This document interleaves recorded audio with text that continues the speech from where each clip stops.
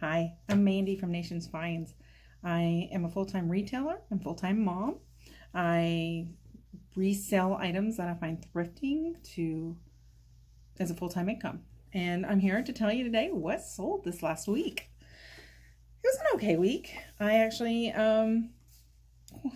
didn't list as much as I'd hoped, but we still listed quite a bit. So full disclosure, I do have a part-time employee who comes and helps me photograph during the week. And then I also have another employee that's remote, and they help me create listings also. She's probably 20 hours a week, 23. And I think she even watches the videos, both of them. So thank you guys. You make my life so much easier. And they're new. They're both new. I decided in 2020 I'm going to step it up a notch and do better, have more listings and try to ramp up my business. So I'm really excited of what this year will hold. But for this week, we sold, I didn't even total them up together. On eBay, I sold $2,185.85. And I sold, I think I wrote it down over here, 112 items. So it was an average of $19.51 per item, which is a little lower than I normally do. I run sales, and I ran on my old inventory. I ran a really good sale. So on those, so I have a few really low priced items that drag down the average. On Poshmark, I sold $130. I'm new. I just started in the middle of November. I don't put a lot of effort. I don't share as often as I should, but that's an extra $130 that I didn't have. So I was very happy to have those sales. I sold 6 items this last week. And this is from last Friday to this Thursday. And the average price there was $21.67. So it's a little bit higher than what the eBay sales were. I'm just going to go through what are some of my top sales. I have 7 that I'm going to cover for eBay, and I have 3 for Poshmark. So let's just get to it. If you look right here, this is a multi-earring lot. It is, so I had a gentleman who emailed me and said, oh, it's not even a gentleman, it's a lady, emailed me and said, I'm interested in these multiple lots. Do you combine shipping? Most of the time, I do charge shipping for US and international. Most of the time when I get those questions, though, it's mostly international. So I sent them prices if they were in the US, and then a price if they were international. Let me get that back. No, first I said, well, send me some offers and we'll make a deal on the shipping. She was like, well, I don't know what to offer you because I don't know how much the shipping is. So, but these are the 6 items that I'm interested in. And I said, yes, shipping would be X amount. It was 6 lots. They were in, I put my jewelry in these, and it was 6 lots of earrings. There was normally about, most of them had about 6 or 8 pairs. And these were jewelry that had no signatures on them. They were just vintage, and they were leftover pieces. I hate to say it, but they weren't worth enough to list by themselves.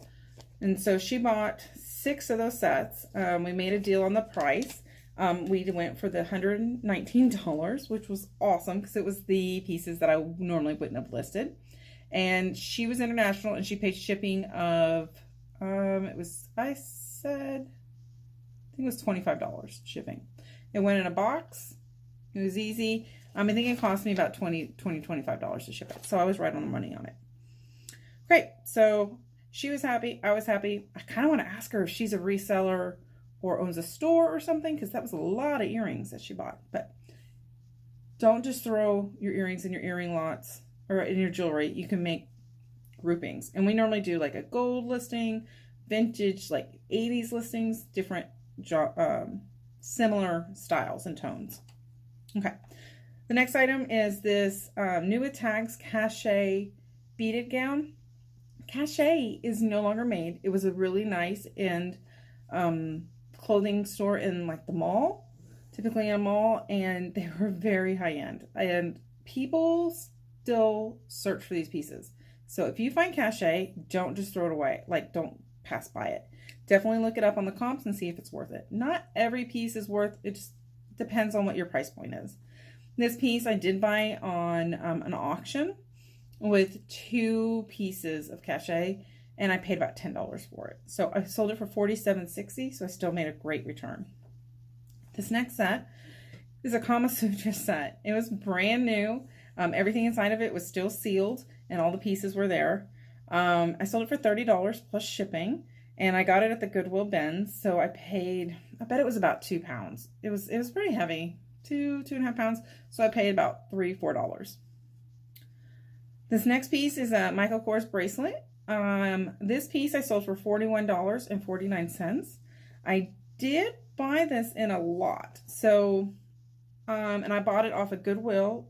It's Goodwill shop, goodwill.com, I think. Just type in shop Goodwill, you'll find it. They do a lot of auctions for, it's basically eBay for Goodwill. It's all the different Goodwills, and they're on one site. So this is from a lot. I probably paid, I would think, $3 to $5 for it. This next piece is a Betmar hat. It's really cute. It was like a sheer fabric, and it's polka dot, and I sold it for $30. I love picking up hats. People leave, I bought it at the bins. This thing weighs nothing. Nothing. I probably paid 50 cents for it. I love hats. People need them. People like to dress up with them, and they're easy to list. Very easy. Number 6 is this Izod vintage sweater. I love, vintage. Oh, I love vintage. And people, lots of people love vintage. So this one went for $30. Super easy. I think it did have a spot on it, and then I had to wash it, and it came right out.